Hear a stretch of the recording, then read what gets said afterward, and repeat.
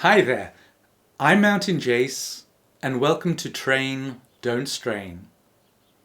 The aim of this channel is to help educate gym goers to the fact that merely going through the motions is not what it takes to get genuinely fit.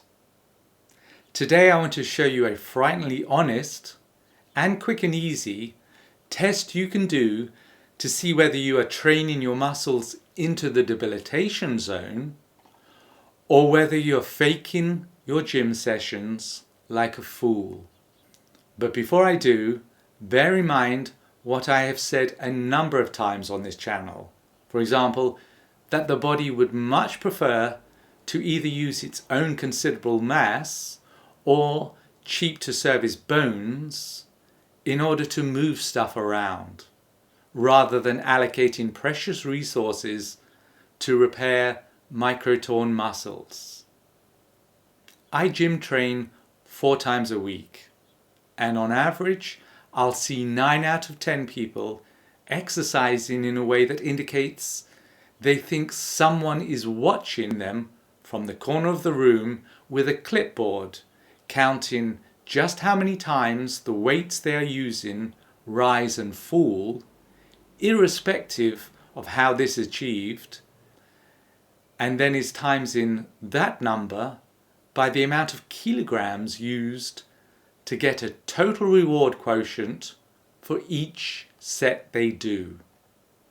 Such thinking couldn't be farther from the truth, and a greater waste of their time and money. The only thing that matters to the body is how many muscle fibers are injured whilst undergoing exertion. This is the catalyst for whether it decides to build back better.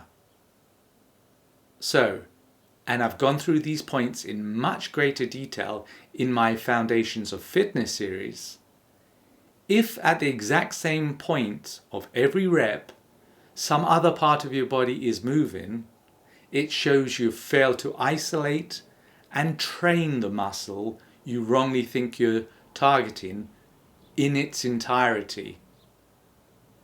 Equally, if you only open and close a joint rather than going deep into the muscle, as most people do, for example, when they think they are executing leg or shoulder presses, or if you do a handful of other cheat moves I've highlighted in previous videos just to get the weight, which is actually far too heavy for the muscle you should be working, to move, then this merely guarantees you'll fail to ever attain your peak fitness. So, say you're doing bicep curls. See my last video to learn how to train this muscle the evolutionary way, and because of all the above, as well as sitting around for more than 5 minutes between sets, you've only actually micro-torn a very small layer of muscle fibers, regardless of the weight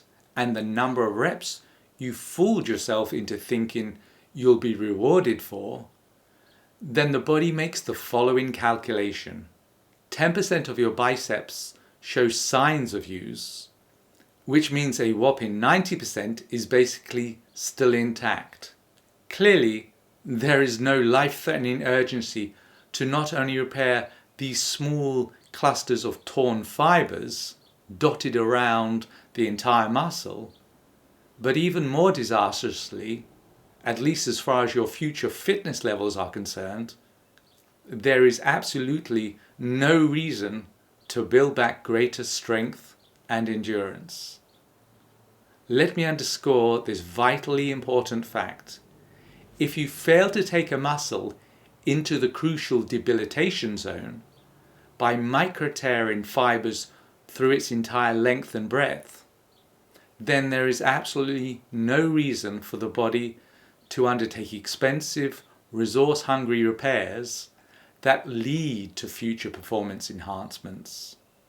It's as simple as that. So, let's get on to the frighteningly honest test I mentioned at the beginning of this episode. Here's what you need to do. And it's actually very simple. That's why its results are so informative, because it's telling the truth. Cross your arms and rest your hands on top of your shoulders with your elbows pointing down to the floor. Then do the following. Flex only, and I repeat only, your back or latissimus dorsi muscles a number of times in quick succession. Note how low down on your back your muscle tenses. My guess is that the vast majority of those that try this test won't be able to make this muscle move at all. You can ask your friends to give it a go too. It, of course, works the same for men and women. A number of the remainder will only see a small tensing high up near the armpits, and certainly not all the way down to the lower spine where it attaches to the hip bone. Think for a few minutes what this means, especially for those that have been training for many years, and the implications not just for the way you train this muscle, but for all the others in your body. It's an indisputable confirmation that though you've been telling yourself you know how to train, clearly, as this test reveals, you've failed to ever build that all-important mind-body connection with the muscle, which is one of the biggest in the body. Indeed, when we spent much of our time in trees, it was actually more important to our very survival than our quads and glutes.